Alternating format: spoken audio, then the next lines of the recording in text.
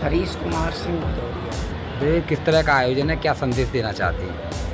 यह मेरे पिता की पुण्यतिथि 5वीं पुण्यतिथि के रूप में मैं ये सारे देश के साहित्यकारों को बुलाया हूँ और उसका कार्यक्रम करा रहा हूँ। और संदेश ये है कि आज के परिवेश में जब संचार क्रांति ने हमारे समाज को छिन्न भिन्न कर रखा है और बच्चों के मन में माता पिता के प्रति जो पूजनीय आदर्श था आज से 25 साल 30 साल पहले वो समाप्त हो चुका है, तो मैं ये चाहता हूँ कि समाज में यदि मैं इस कार्यक्रम को करके 10 व्यक्तियों को ये प्रभावित कर सका कि हमारे पिताजी पूजनीय होते हैं, साधनीय नहीं, तो मैं समझता हूँ कि यह अपने पिता की स्मृति में एक बहुत बड़ा यज्ञ होगा जो हमारे समाज को बहुत दूर तक प्रभावित करेगा।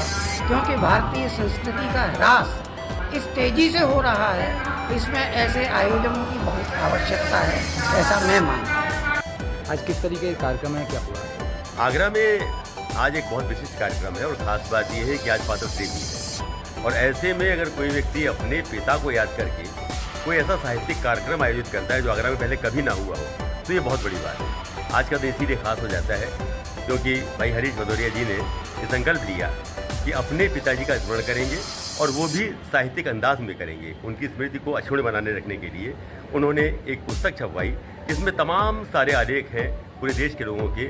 और ख़ास बात यह है कि जो सबसे बड़ी बात आज है, समाचार क्रांति इसको कहा जाता है, उसका क्या प्रभाव पड़ा है साहित्य पर, इसके ऊपर उसका आलेख है। तो मैं समझता हूँ कि एक बड़ा सकारात्मक स्टेप उठाया गया है और भविष्य में ऐसे लोग करें, बहुत अच्छी बात है। मैं सुशील सरिता आगरा। समारोह में किस तरह का आयोजन हुआ, क्या संदेश दिया? जी, मैं डॉक्टर राजेंद्र मिलन हूँ और अभी पहले सत्र की मैं अध्यक्षता कर रहा था।